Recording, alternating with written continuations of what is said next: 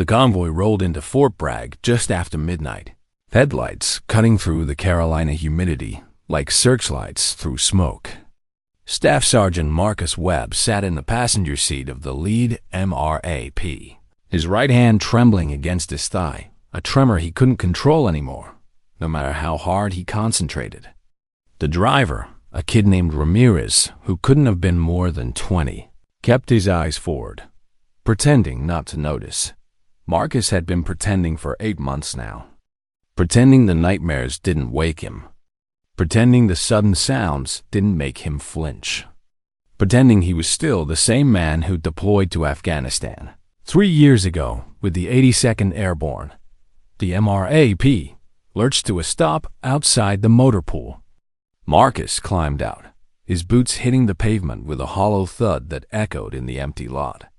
Around him, soldiers moved with the exhausted efficiency of men who'd been awake for 36 hours straight, another training exercise that had pushed them to the edge. The Army called it readiness. Marcus called it survival. Webb. The voice came from behind him, sharp and clipped. My office. 0700. Marcus turned to see Captain Derek Holbrook standing in the shadows near the admin building.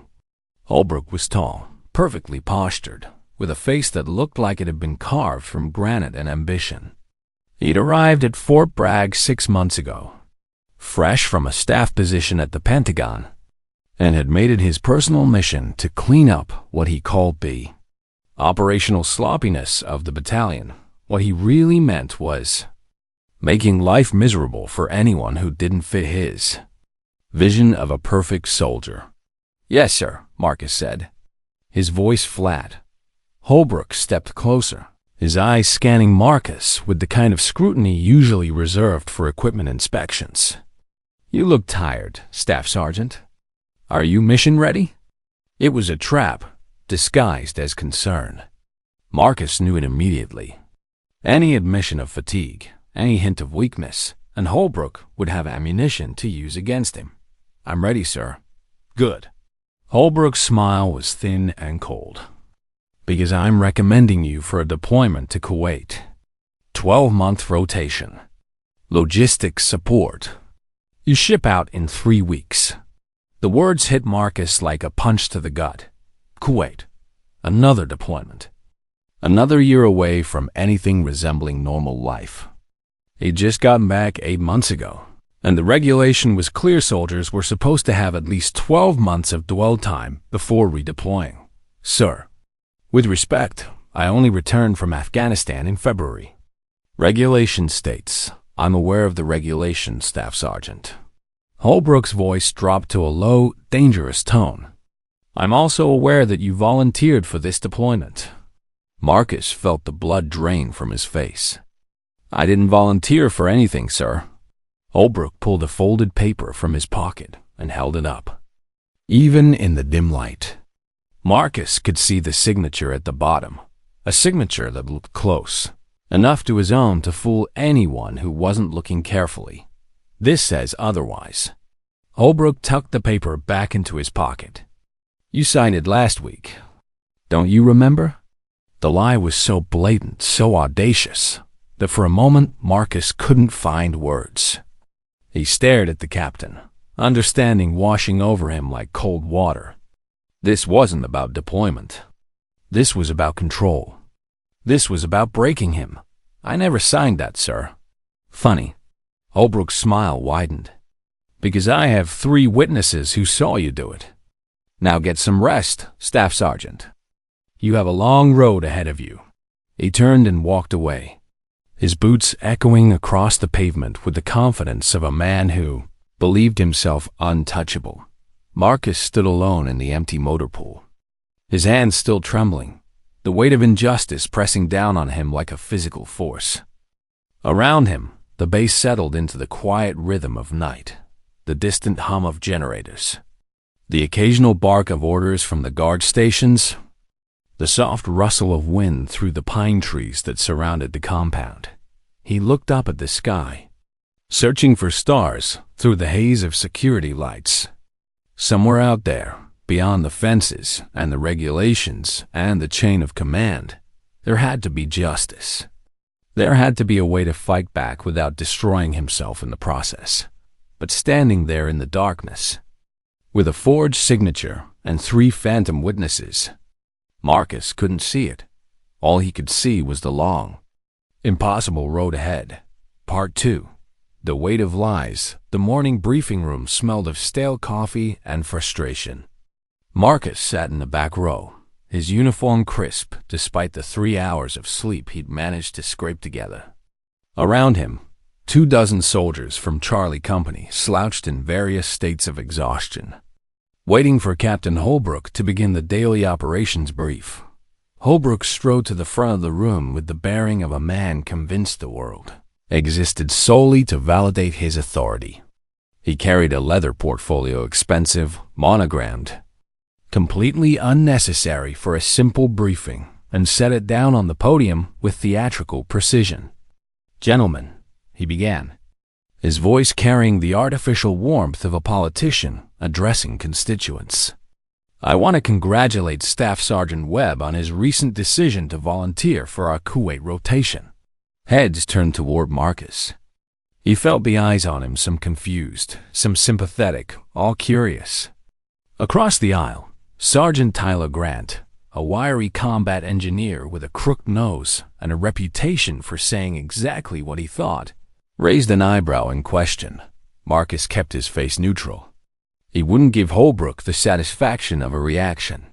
"It takes real dedication," Holbrook continued, "to volunteer for another deployment so soon after returning home. That's the kind of leadership we need in this battalion. The kind of selfless service that puts mission first."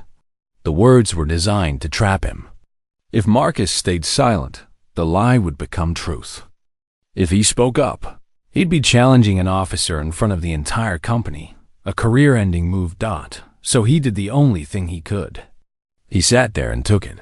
The briefing continued with the usual litany of maintenance schedules, training requirements, and safety reminders. But Marcus heard none of it. His mind was spinning, calculating options, searching for a way out of the trap Holbrook had constructed. When the briefing ended, Tyler caught up with him in the hallway. "Kuwait?" Tyler said, falling into step beside him. "You didn't say anything about volunteering." "I didn't volunteer." Tyler stopped walking. "He forged it." 3 witnesses say otherwise. That's... Tyler's jaw clenched. "That's illegal. You need to report this. Inspector General. Congressional inquiry. Something." Marcus appreciated the anger on his behalf, but he also understood the reality. "You know how that works. It's my word against the captain's, and he's got witnesses. Fake witnesses. Try proving that." They walked in silence for a moment, past the motor pool where mechanics were already at work on a line of Humvees, past the battalion headquarters where clerks shuffled papers that would determine the fates of thousands of soldiers. "There's got to be something you can do," Tyler said quietly. Marcus stopped outside the supply building where he was supposed to be conducting an inventory count. The morning sun was already brutal, promising another day of suffocating heat. "I'm working on it," he lied. But the truth was, he had no idea what to do. The harassment started small. That afternoon, Marcus was reassigned from his usual duties in logistics coordination to manual labor in the warehouse, heavy lifting, inventory sorting, the kind of work usually delegated to junior enlisted soldiers.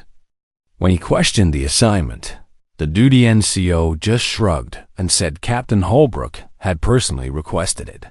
The next day, his leave request submitted 3 weeks ago for his mother's birthday was denied without explanation.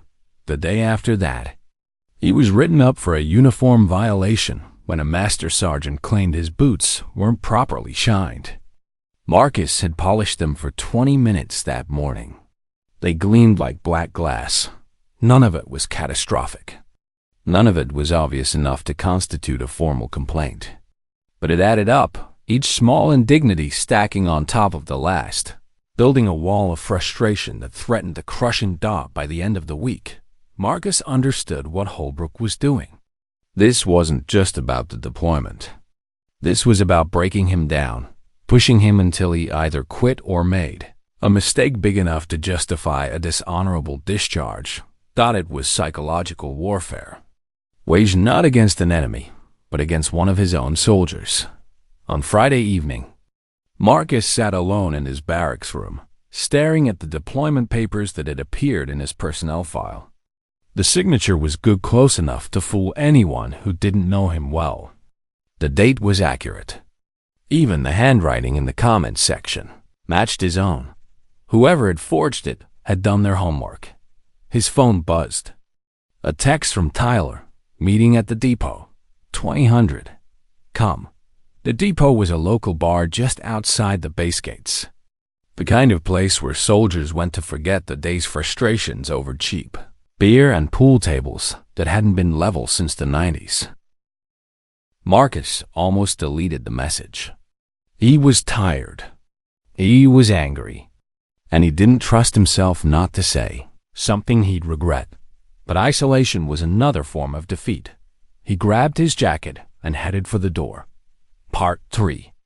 The depot sat at the end of a gravel road, its neon sign flickering against the darkening sky like a distress beacon.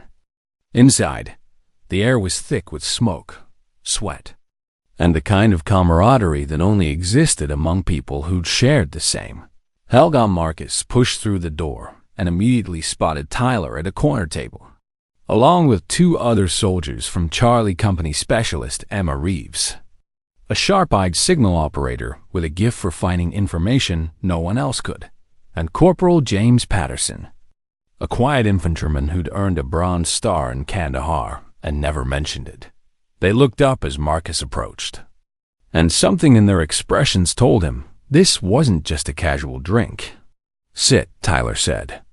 Sliding a beer across the scarred wooden table, Marcus sat. He didn't touch the beer. Emma leaned forward, her voice low.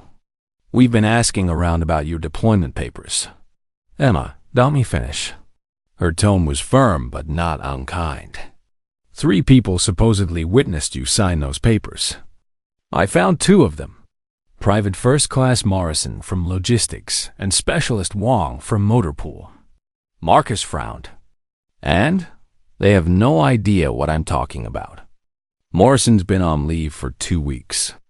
Wong transferred to Fort Hood 3 months ago. The information hit Marcus like a physical blow. So the witnesses don't exist? Not exactly, Emma said. The names exist. But the actual soldiers either weren't there or can't corroborate the story. Someone picked names off a roster and counted on nobody checking. Tyler's jaw was tight with barely controlled anger. That's fraud. That's conspiracy. That's enough to end Holbrook's career. If we can prove it, James said quietly. It was the first time he'd spoken all evening. Right now, it's still his word against ours. And he's a captain.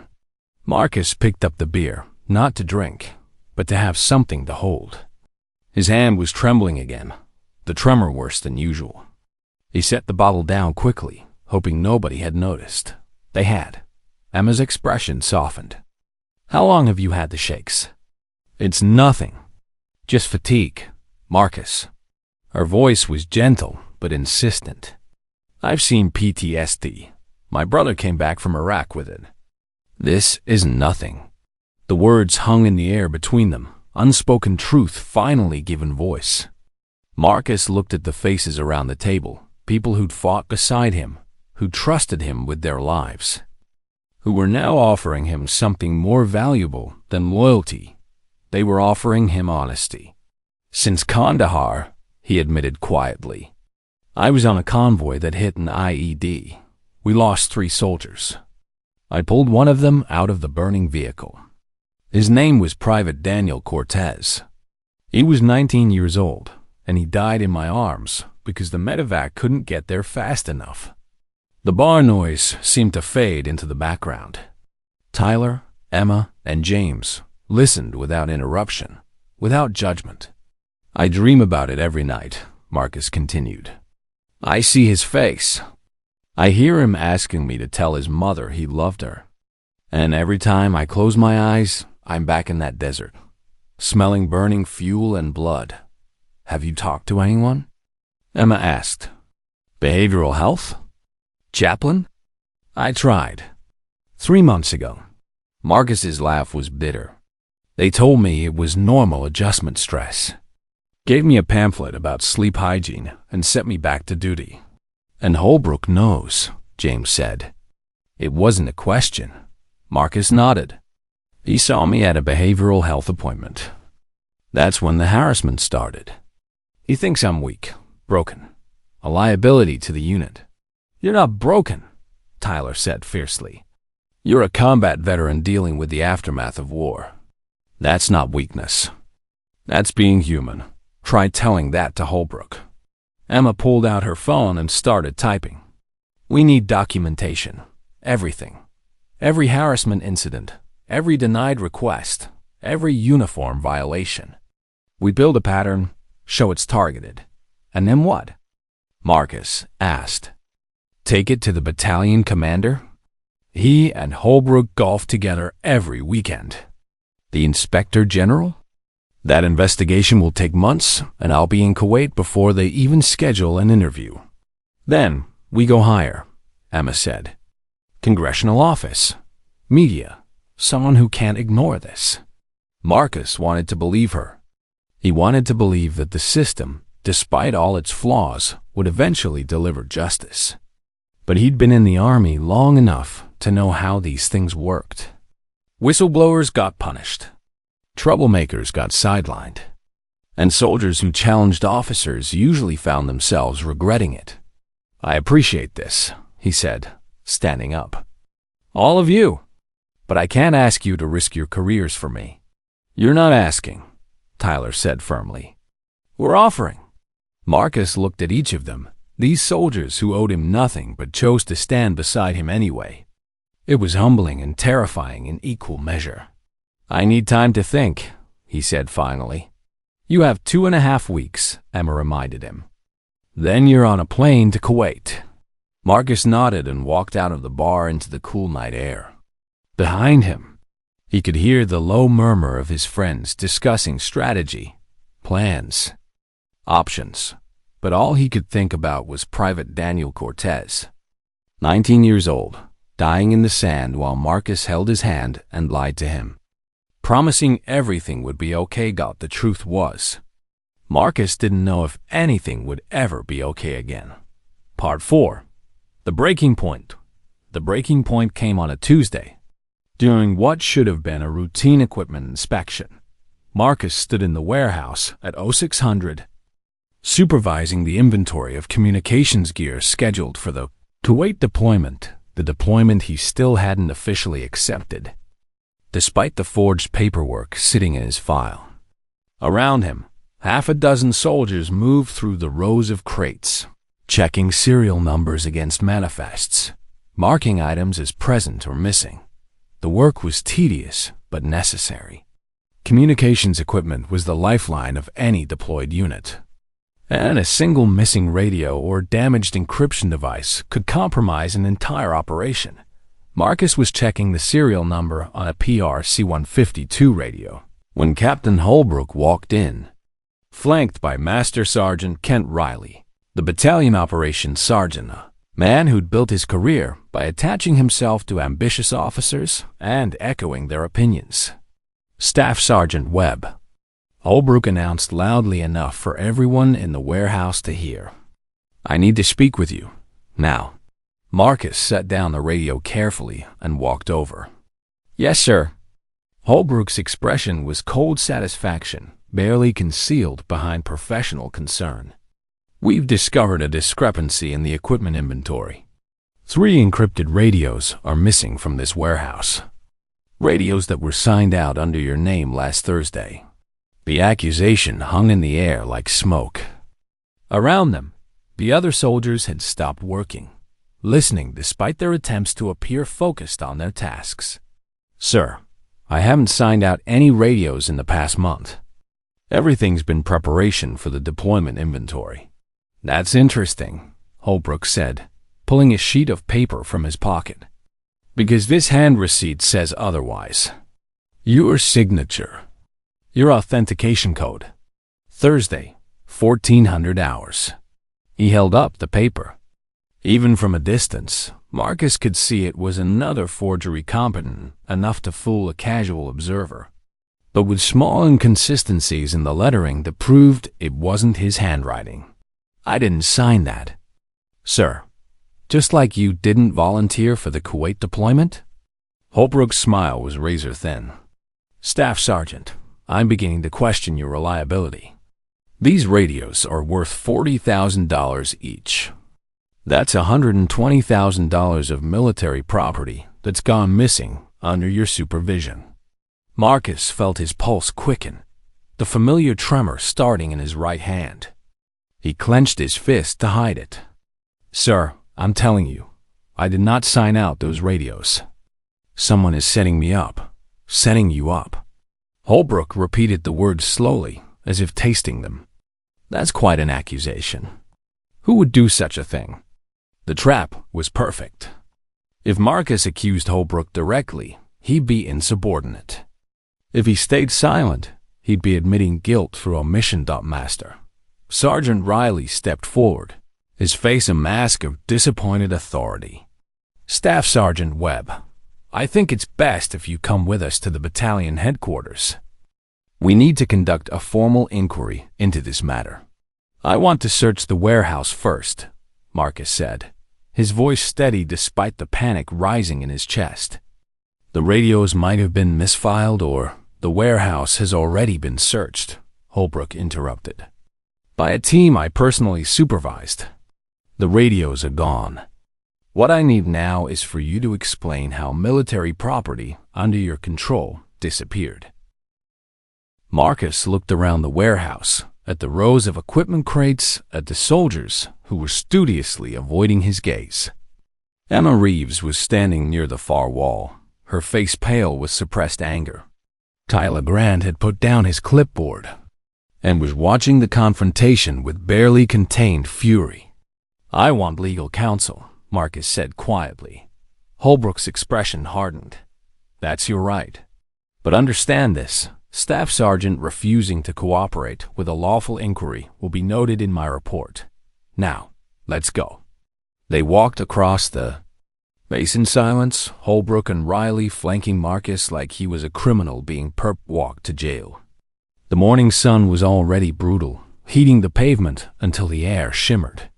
Soldiers they passed stopped to watch, whispers following in their wake. At battalion headquarters, Marcus was led to a small conference room with gray walls and fluorescent lighting that made everything look sickly and harsh. A digital recorder sat on the table, official, damning, ready to capture every word. Sit down, Staff Sergeant, Holbrook ordered. Marcus sat. His right hand was trembling visibly now, the stress pushing his body past the point where he could control it. He pressed his palm against his thigh, but the shaking continued. Riley noticed. Are you feeling all right, Staff Sergeant? I'm fine. You're shaking. I said I'm fine. The words came out harder than Marcus intended. He took a breath, forcing his voice to level. Sir, I respectfully request legal counsel before answering any questions about the missing equipment. Holbrook leaned forward, his voice dropping to a tone of false sympathy. Marcus, I want to help you. I really do. But these radios, this is serious. This is potential Article 15 punishment at minimum. More likely a court-martial for theft of military property. Unless you can explain what happened, I have no choice but to recommend charges. I can't explain what happened because I didn't take the radios. Then where are they? I don't know. The questioning continued for over an hour, the same accusations circling back on themselves. Holbrook probing for any inconsistency, any admission that could be used against him. Marcus stuck to the truth. He hadn't signed out the radios. He hadn't taken them, and he had no idea where they were. Finally, Holbrook sat back with a theatrical sigh. All right, Staff Sergeant, here's what's going to happen. You're suspended from duty pending the outcome of this investigation. You'll surrender your building access cards and your keys to the warehouse. You're not to discuss this case with anyone in the unit, and you will make yourself available for further questioning as required. Sir, that's an order, Staff Sergeant. Dismissed. Marcus stood, his legs unsteady. He pulled his access card from his pocket and placed it on the table, followed by the warehouse keys. The small act of surrender felt monumental, like giving up a piece of himself. He walked out of the headquarters building into the blinding Carolina sun, his mind reeling, suspended, under investigation.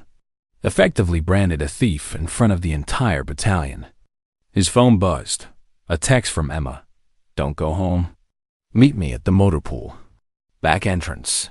Now. Marcus changed direction, cutting through the narrow alley between buildings, moving on autopilot while his mind struggled to process what had just happened. He reached the motor pool and found Emma waiting beside a Humvee, her laptop open on the hood. I found something, she said without preamble. I pulled the access logs for the warehouse from last Thursday. Guess who was in there at 1400? Hours, right when those radios were supposedly signed out. Holbrook and Riley, and a private named Marcus Webb who, according to his duty roster, was actually conducting a training exercise 20 miles away at that exact time. Marcus stared at the screen, at the digital evidence of his innocence rendered in columns of timestamps and batch scans. This proves I couldn't have been there. It proves more than that. It proves they were there. And it proves they're systematically dismantling your credibility. Emma's voice was fierce. This isn't just harassment anymore, Marcus. This is criminal. They're framing you. For the first time since the nightmare began, Marcus felt something other than despair. He felt anger clean, sharp, and focused. Can you send this to me? Already done. I also made 3 backup copies on secure servers they can't access. Marcus looked at the woman who'd risked her career to help him and felt a surge of gratitude so intense it almost hurt. Thank you. Don't thank me yet. We still have to figure out what to do with this. Marcus thought about the forged deployment papers, the phantom witnesses, the missing radios. He thought about Captain Derek Holbrook, so confident in his untouchability that he'd committed multiple crimes without fear of consequences. And he realized something important. Holbrook had made a mistake. He'd been so focused on breaking Marcus that he'd left a trail of evidence digital breadcrumbs that, when connected, painted a picture of systematic abuse of power. I know what we do, Marcus said quietly. We don't just prove I'm innocent, we prove he's guilty. Part 5. The evidence, the plan took shape over 72 hours of careful, methodical work conducted in the shadows of official channels. Marcus couldn't return to the warehouse or access official systems without triggering suspicion, so Emma became his eyes and ears. She pulled records, cross-referenced timelines, and built a digital paper trail that mapped every instance of Holbrook's harassment with cold, irrefutable precision. Tyler worked his connections among the junior enlisted soldiers, the specialists, and privates who saw everything but were rarely asked what they knew. He found soldiers who'd witnessed Holbrook entering Marcus's office when Marcus wasn't there. He found a supply clerk who'd seen Riley practicing Marcus's signature on a notepad. He found a motor pool mechanic who'd heard Holbrook bragging about cleaning house of soldiers he considered weak. James Patterson, the quiet infantryman with the Bronze Star he never mentioned, did something none of them expected. He contacted his former platoon leader, now a major at Fort Benning, and asked for help navigating the legal system. They met at Emma's apartment off base, a small 2-bedroom place she shared with another soldier. The living room table was covered in printouts, timelines, photographs, and handwritten notes, the accumulated evidence of Holbrook's campaign against Marcus. This is good, Marcus said, reviewing the documents for the 3rd time. This is really good. It's airtight, Emma corrected. We have timestamps proving you couldn't have been in the warehouse when the radios were signed out. We have testimony from soldiers who saw Holbrook and Riley accessing areas under your control. We have the forged deployment papers with provable inconsistencies in the handwriting. And we have this, Tyler added, sliding a small digital recorder across the table. I recorded a conversation with Private Morrison, one of the supposed witnesses to your deployment signature. He admits on tape that he was never present, and that someone from the Battalion S3 shop approached him 2 months ago asking about his duty schedule. Marcus picked up the recorder, feeling its weight. This is enough for an Inspector General investigation. More than enough, James agreed. But we need to be smart about how we present it. If we go through normal channels, Holbrook will have time to cover his tracks or intimidate witnesses. We need to go directly to someone who can act immediately. The brigade commander, Marcus said. Too close to Holbrook. They served together in Iraq. Emma pulled up a new document on her laptop. But I found something interesting. There's a new command climate assessment being conducted by the Division Inspector General. They're specifically looking at toxic leadership and abuse of authority cases. The lead investigator is a lieutenant colonel named Sarah Mitchell. She has a reputation for not backing down, even when it means going after senior officers. When is she on base? Marcus asked. Next Tuesday. She's conducting interviews with soldiers from across the brigade. That gives us 6 days to finalize everything and request an interview. Emma nodded. I already submitted your name to her office. You're scheduled for 1,000 hours on Tuesday. Marcus sat back, processing the information. 6 days. Less than a week to prepare a presentation that would either vindicate him completely or destroy what remained of his career if it failed. There's one more thing we need, Tyler said quietly. The radios. If we can find where Holbrook stashed them, we prove theft in addition to everything else. They're not in the warehouse, Emma said. I've been through every crate twice. What about Holbrook's office? Marcus suggested. Too obvious. He's smart enough not to keep stolen equipment in a place that can be searched with a warrant. James had been quiet, studying the timeline of events with focused intensity. Now he looked up, his expression thoughtful. What if they're not on base at all? Everyone turned to look at him. Holbrook has a second property, James continued. A cabin outside Fayetteville. I heard him talking about it in the officers' club, bragging about how it's his escape from the madness of Army life. If he's hiding equipment, that's where it would be.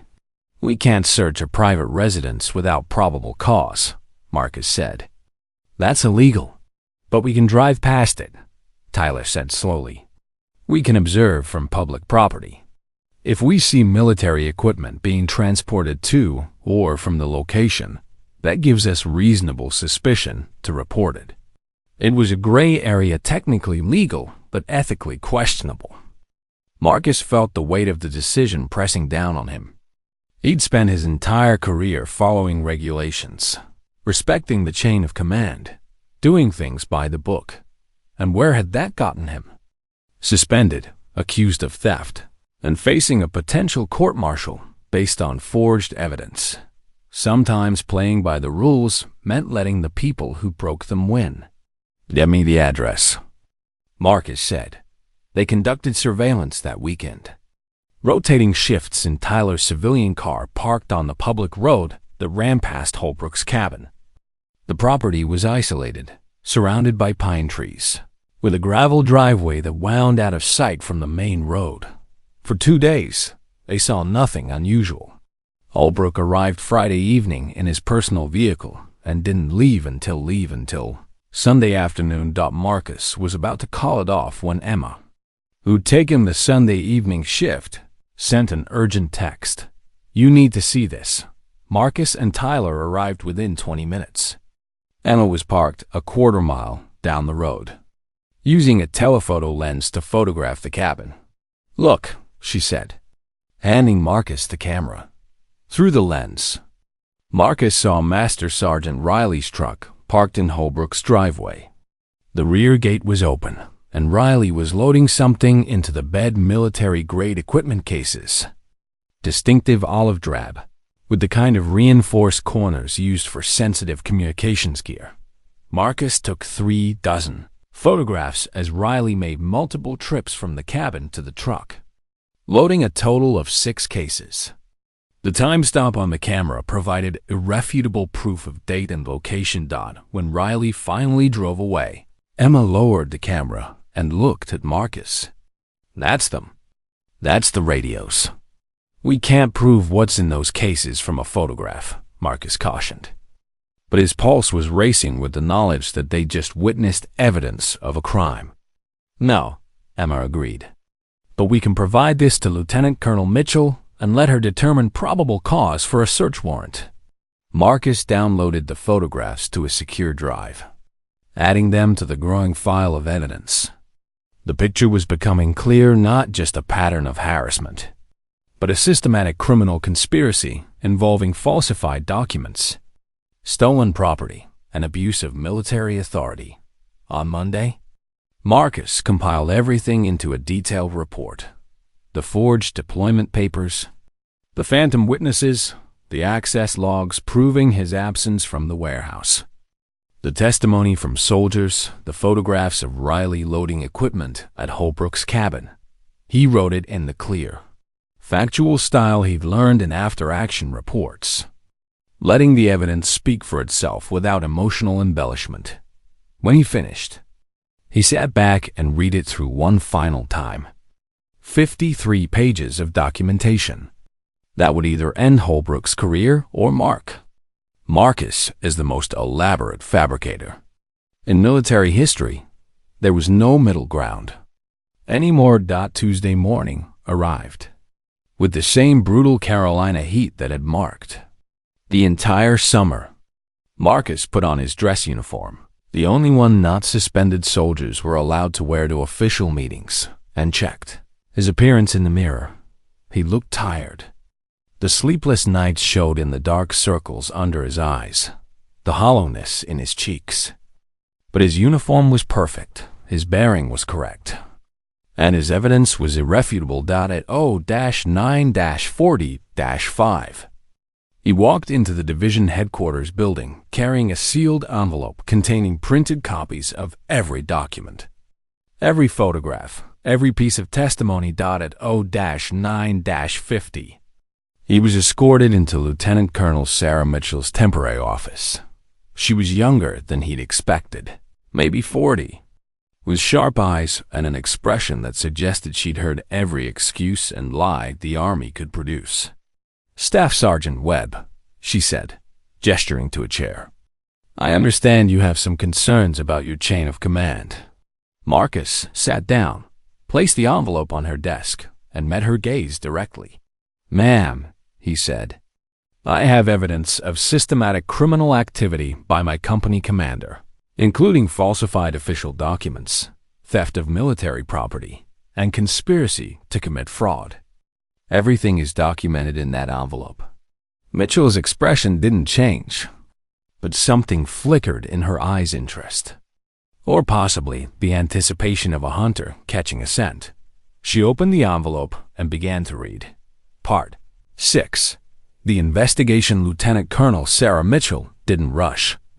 She read every page of Marcus's report with the focused attention of a forensic investigator examining evidence at a crime scene.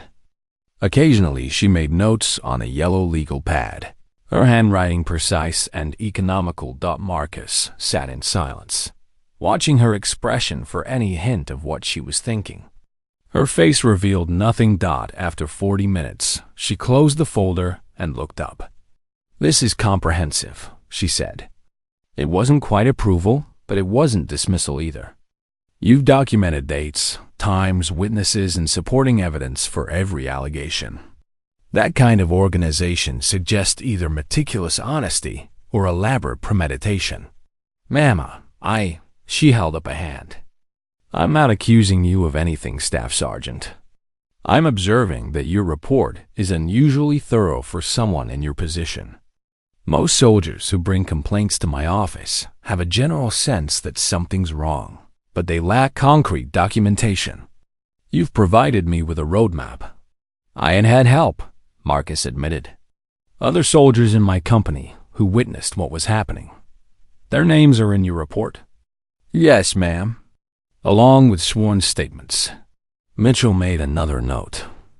The photographs of Master Sergeant Riley loading equipment at Captain Holbrook's private residence. You took these from public property? Yes, ma'am. A public road. We didn't trespass or violate any regulations. And you're alleging these equipment cases contain the missing encrypted radios?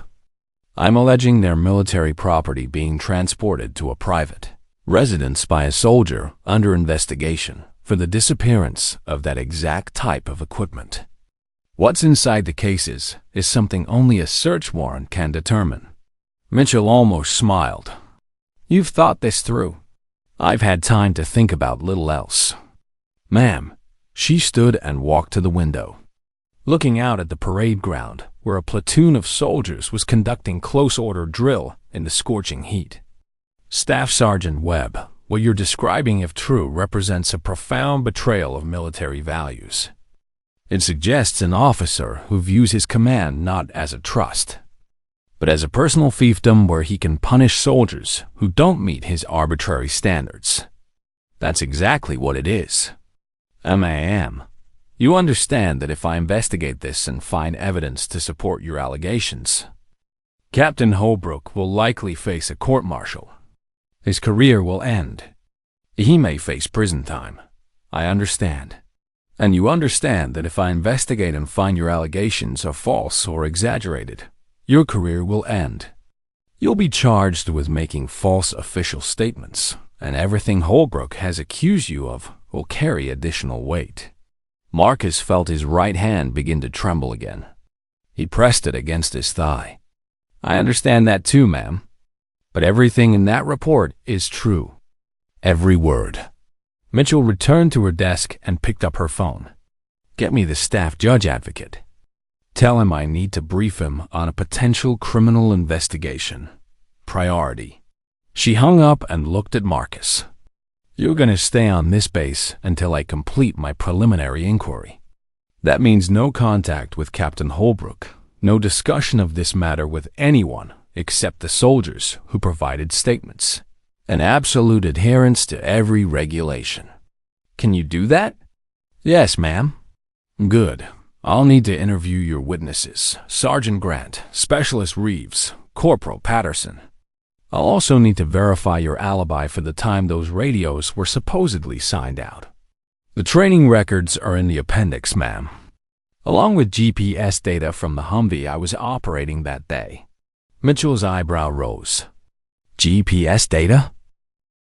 All vehicles conducting off-base training exercises have trackers installed for safety purposes. The data shows I was 23 miles from the warehouse during the exact time period in question. This time, Mitchell did smile, a small, tight expression of professional appreciation. Staff Sergeant, either you're the most meticulous fabricator I've encountered in 20 years of military service, or you're exactly what you claim to be, an honest soldier being systematically destroyed by a corrupt officer. I'm hoping you'll determine which one. Ma'am, I intend to. Dismissed. The investigation moved with the slow, deliberate pace of military justice. Mitchell interviewed every witness Marcus had named, cross-referencing their statements against official records and independent documentation. She obtained the GPS data from the training exercise and confirmed Marcus's alibi was airtight. She examined the forged deployment papers and consulted with a handwriting analyst from the Criminal Investigation Division. The analyst confirmed what Marcus had known. The signature was a skilled forgery, but it contained subtle inconsistencies in pressure and letter formation that proved it wasn't genuine. On the fourth day of the investigation, Mitchell obtained a search warrant for Captain Holbrook's cabin. A team from SID executed the warrant at 0600. Before Holbrook could be notified, they found all 3 missing radios in a locked closet in the basement, along with 2 additional pieces of communications equipment that had been reported missing from other units over the past 6 months.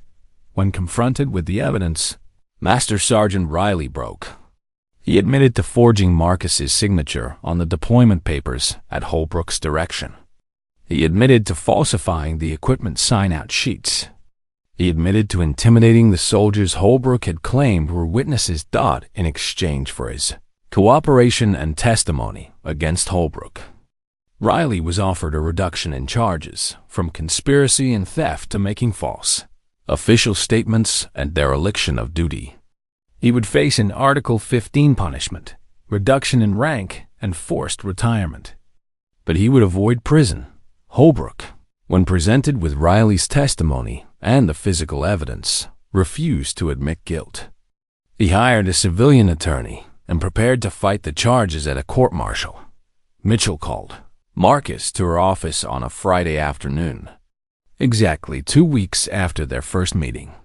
"The charges against you have been dismissed," she said without preamble.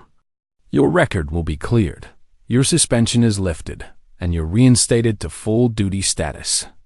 Additionally, the Kuwait deployment orders have been canceled. They were fraudulent from the beginning."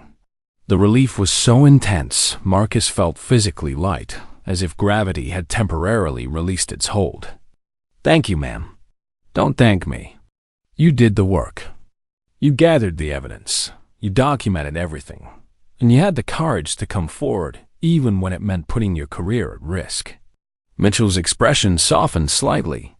"That takes a special kind of strength, Staff Sergeant." "I had help."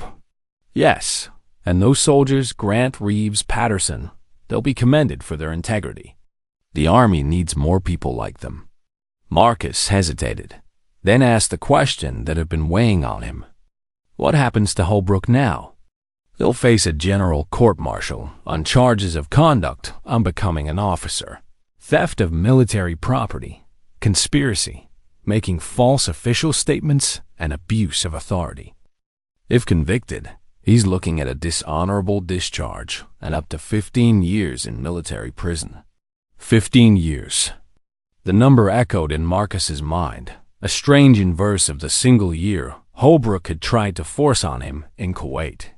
"The trial begins in 3 months, Mitchell continued. "You'll be called to testify. I'll be there." Mitchell stood, extending her hand. "Staff Sergeant Webb, you've done the Army a service. Officers like Holbrook damage the trust between leaders and soldiers.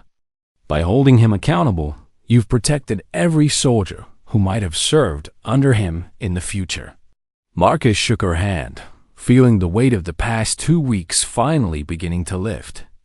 "Permission to ask a personal question, ma'am?" "Granted. Why did you believe me?" "You didn't know me.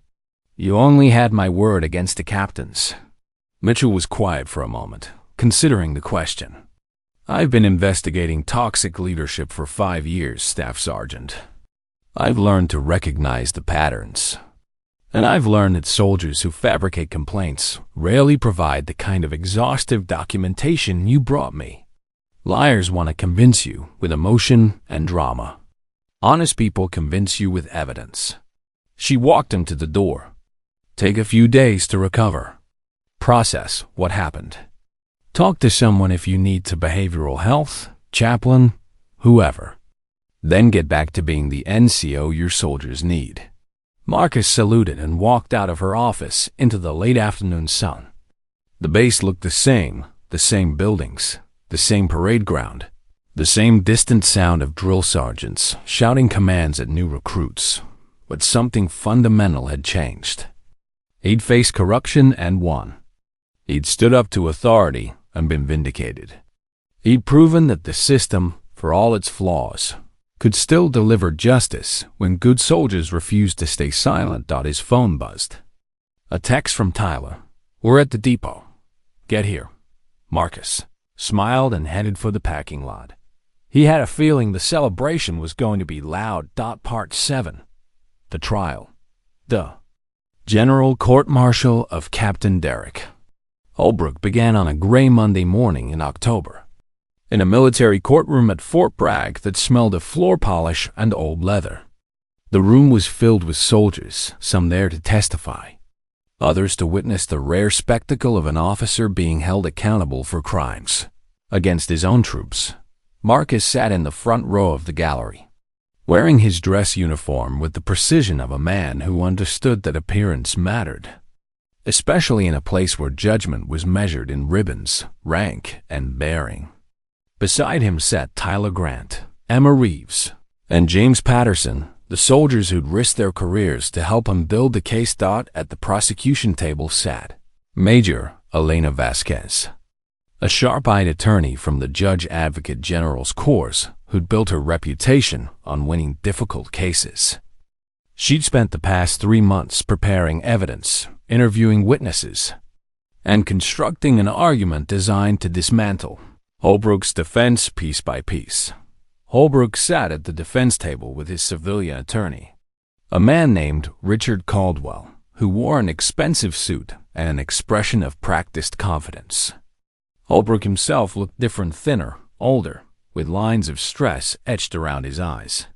The man who'd once walked across the motor pool with the arrogance of untouchable authority now carried himself with the careful posture of someone who knew the walls were closing in. The military judge, Colonel Thomas Reardon, entered the courtroom. Everyone stood. The trial began. Major Vasquez's opening statement was devastating in its clarity. She outlined the charges, 5 counts total, including conduct unbecoming an officer, theft of government property, conspiracy to commit fraud, making false official statements, and abuse of authority. She promised to prove each charge with documentary evidence, witness testimony, and Holbrook's own recorded statements. Caldwell's opening was predictable. This was a vendetta by a troubled NCO who couldn't accept legitimate criticism of his performance. Captain Holbrook was a dedicated officer who'd made tough decisions to maintain discipline, and those decisions had been twisted by malicious subordinates into something they were never intended to be. The first witness was Master Sergeant Kent Riley. Riley had aged 10 years in the 3 months since his arrest. He walked to the stand with his head down, avoiding eye contact with everyone in the courtroom. Under oath, he described in detail how Holbrook had approached him about handling the Marcus Webb problem. Captain Holbrook told me that Staff Sergeant Webb was a liability, Riley testified, his voice flat. He said Webb was showing signs of PTSD that made him unfit for duty, but that Webb refused to self-identify because it would hurt his career. The captain said we needed to create a situation that would force Webb out of the Army before he became dangerous to other soldiers. And what did you understand that to mean? Vasquez asked. I understood it to mean we needed to build a case for his removal using any means necessary. Any means necessary. Meaning illegal means? Riley swallowed hard. Yes, ma'am. The defense tried to discredit Riley on cross-examination, painting him as a man who'd turned on his commander to save himself from prison. But Riley's testimony was too specific, too detailed, and too consistent with the physical evidence to be dismissed. The second day of testimony brought Emma Reeves to the stand. She presented the digital access logs that proved Marcus couldn't have been in the warehouse when the radios were signed out. She explained how she'd discovered the forged signatures and traced the pattern of fraudulent documents back to computers accessed by both Holbrook and Riley. Caldwell tried to suggest the logs had been manipulated, but Emma calmly explained the security protocols and encryption that made such manipulation impossible without leaving a digital trail, a trail that didn't exist. On the third day, Marcus took the stand. Vasquez walked him through his service record: 12 years in the Army, 2 combat deployments, 3 Army Commendation Medals, and a reputation as a solid NCO who took care of his soldiers. She established his credibility carefully, methodically, leaving no room for the defense to paint him as disgruntled or incompetent. Then she asked him to describe the harassment. Marcus spoke in the same calm, factual tone he'd used in his original report to Lieutenant Colonel Mitchell. He described the forged deployment papers, the denied leave, the fabricated uniform violations. He described the warehouse incident and his suspension from duty. At any point, Vasquez asked, did you consider just accepting the deployment to Kuwait to make the harassment stop? Yes, ma'am. Many times. Why didn't you? Marcus was silent for a moment, gathering his thoughts. When he spoke, his voice was steady. Because accepting it would have meant accepting that a soldier could be punished for having PTSD. It would have meant that the Army cared more about appearances than about taking care of its people. And I couldn't let that be true. The courtroom was absolutely silent. Caldwell's cross-examination was aggressive, trying to paint Marcus as unreliable due to his mental health struggles. Isn't it true, Staff Sergeant Webb, that you've experienced PTSD symptoms including paranoia and anxiety? Yes, sir. And isn't it possible that your perception of Captain Holbrook's actions was distorted by that paranoia? No, sir. Because paranoia is when you believe people are conspiring against you without evidence. I had evidence. 37 separate pieces of documentation, witness testimony from 14 soldiers, and physical proof of stolen equipment in Captain Holbrook's personal residence. That's not paranoia. That's reality. The answer landed like a hammer blow. Caldwell quickly moved on to other questions, but the damage was done. On the fifth day, the prosecution presented its final piece of evidence: the 3 encrypted radios recovered from Holbrook's cabin. A SID investigator testified that the serial numbers matched exactly the items reported missing, and that forensic analysis had found Holbrook's fingerprints on 2 of the cases. Caldwell tried to argue that Riley could have planted the equipment at the cabin, but the timeline made that impossible. Security footage from Holbrook's neighborhood showed Holbrook's personal vehicle transporting equipment to the cabin 2 days before the theft was even reported. The defense rested without calling Holbrook to testify. It was an admission that they had no credible story to counter the prosecution's mountain of evidence. Closing arguments took half a day. Vasquez methodically walked the panel of officers through each charge, connecting evidence to testimony to outcome. She painted a picture of an officer who'd viewed his command as an opportunity for personal power, and who'd criminalized any soldier who didn't meet his arbitrary standard of perfection. This is not about tough leadership, she concluded. This is about abuse of authority. This is about an officer who violated the trust placed in him by the United States Army and by every soldier under his command. The evidence demands accountability. Caldwell's closing was shorter, focused on reasonable doubt and the possibility of a conspiracy against an honest officer. But even he seemed to recognize the weakness of his position. The panel deliberated for 6 hours. When they returned, the verdict was read by the senior panel member, a colonel with 28 years of service and a combat infantry badge from Desert Storm, on the charge of conduct unbecoming an officer, guilty. On the charge of theft of government property, guilty. On the charge of conspiracy to commit fraud, guilty. On the charge of making false official statements, guilty. On the charge of abuse of authority, guilty. Holbrook's face went pale.